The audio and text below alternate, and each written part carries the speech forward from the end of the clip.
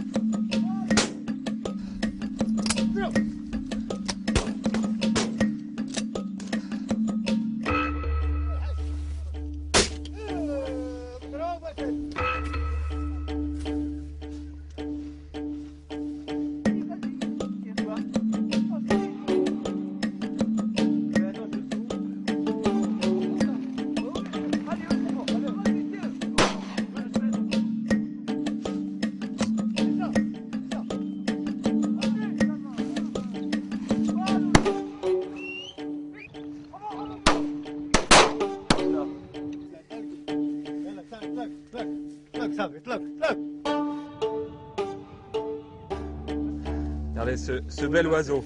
On voit bien la différence avec les perdrix rouges de nos régions. Mouchetées ici, voilà, hein, vraiment. Mouchetées. Et puis, beaucoup plus grosses. Plus grosses, hein, évidemment. Beaucoup plus grosses.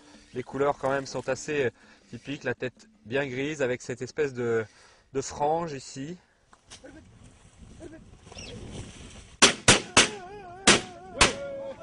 Vous voyez, quand les oiseaux prennent le vent, la vitesse à laquelle ils volent avec le vent derrière, effectivement ça nous rappelle... regardez devant nous.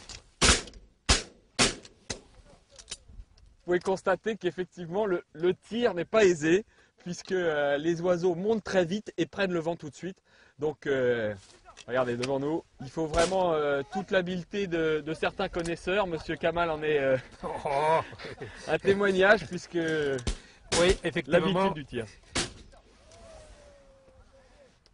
Alors on est dans un milieu un peu particulier, au milieu de... Ce sont des quoi? C'est les palmiers nains? C'est des palmiers nains, en arabe on l'appelle le doum.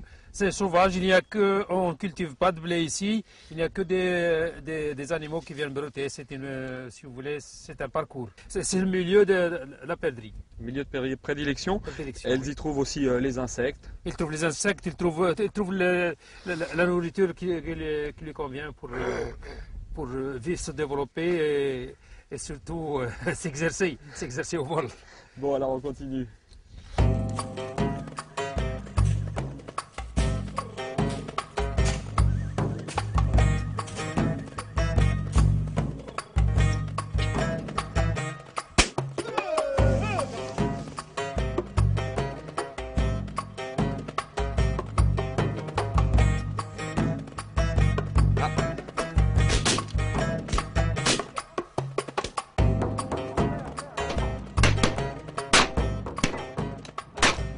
Vous voyez, on a vu une belle compagnie là partir.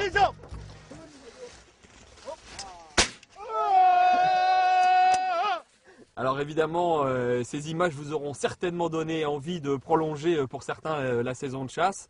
J'avais envie de vous demander, Salah, quelle est la meilleure période pour venir ici? La meilleure période, c'est le mois. L'ouverture, c'est le 1er octobre. Ouais. La fermeture, c'est le 28 février.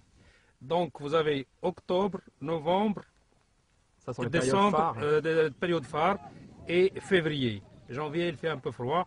C'est pourquoi il faut s'habiller correctement comme vous pour supporter un petit peu le En froid. sachant qu'on marche beaucoup aussi dans tous ces reliefs aussi. Oui, donc on marche beaucoup, oui, effectivement. Il y a cette zone-là, il est un peu escarpé, vallonné. C'est très joli, il y a la verdure, il y a tout ce qu'il faut. De temps en temps, il pleut, même au Maroc, vous voyez. un Là. petit peu ce qui permet justement de redonner cette De donner- coloration Oui, à ce paysage. à ces paysages de la verdure.